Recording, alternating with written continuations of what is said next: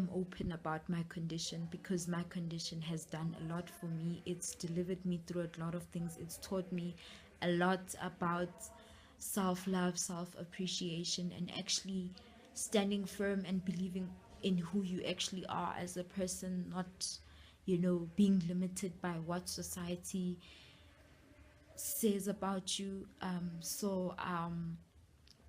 Because of the way I grew up, I am the type of girl where I don't really care. I've reached a point where I don't really care, although socially it gets difficult because not always people want to socialize with people with albinism. People don't want to be seen with people with albinism because there's always this, what is she doing with that girl? Why is she posing with that girl? Or like they always say, people with albinism are ugly and so for me, living with albinism has really made me strong. It's really made me content. And for most people, since I fall in the younger generation, I am the type of person who doesn't seek for validation to be told, okay, you are very beautiful, or you know as long as it's just you do have, and yes, I do have a good few hand of people who really appreciate who I am, and they always embrace me and they always remind me how beautiful I am. And if you learn to accept those things and to close the negativity of the outside world, then life becomes much easier.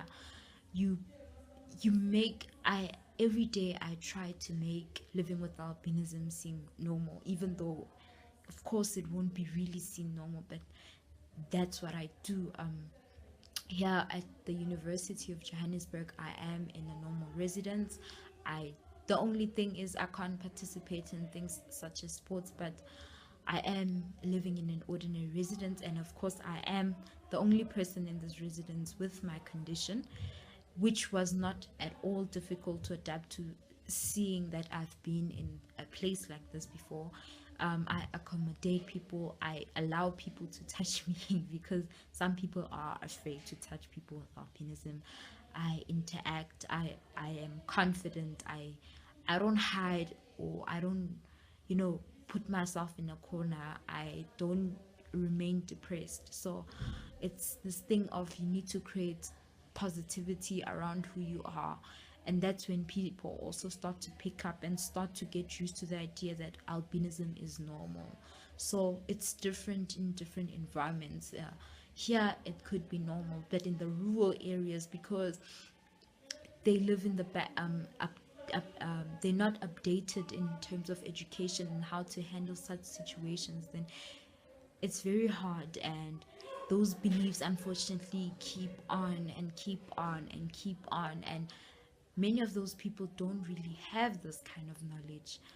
In terms of looks, I wouldn't have it any other way, although back then I used to, because of course I was silly, and as a teenager you would always want to fit in, but then at a later stage you make peace and you realize it's not who you are. And if I was really meant to be in somebody else's skin, I would have been made different. I would have been created differently, and I believe in God. I believe He's my creator, so I believe if He wanted me any different, then He would have.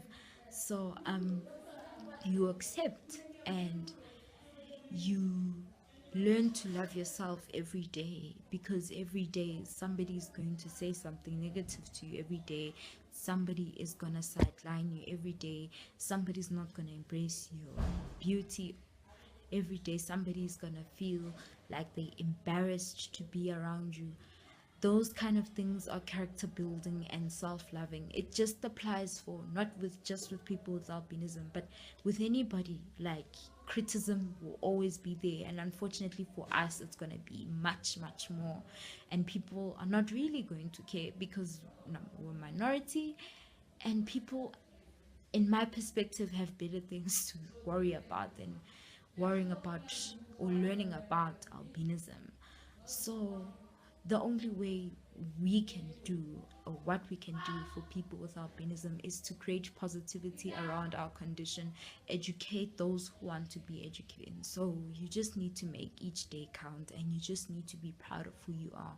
You need to make use of all your resources. You need to take care of yourself, because at the end of the day, nobody will do that for you. So that's what I live with, and I try every day to be strong and love who I am and love who I'm in, because nobody else will. And that's another thing that people attracted.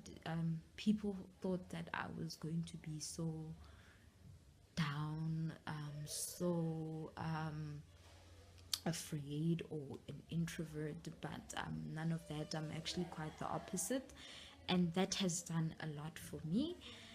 And yes, you need to normalize your condition and you need to love it. So that's what I want everybody to do with themselves, with their lives, and people learn. And that way, you have an impact, a positive, you impact people. Some people are very weak, and some people are depressed, and some people can't make peace with who they are. But if you normalize it and you keep on producing positivity from your condition and all the circumstances around you and all your problems, it becomes easier. And eventually, none of these myths, none of these negativity will be existent, because we are trying to build a culture of positivity. And that's the way I live by. I live by positivity. It doesn't bother me whether somebody thinks I'm different. I am different, and I'm grateful to be different. It doesn't bother me that, okay, it does a bit, but again, it's part of who I am, that I can't see well.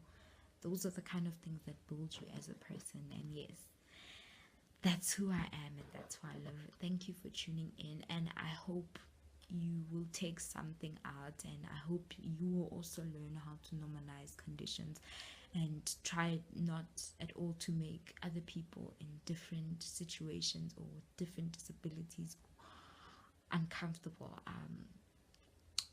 Try to normalize the situation and try to treat the people differently, the same way you would treat a normal person, because that's what we want and that's what we're working towards.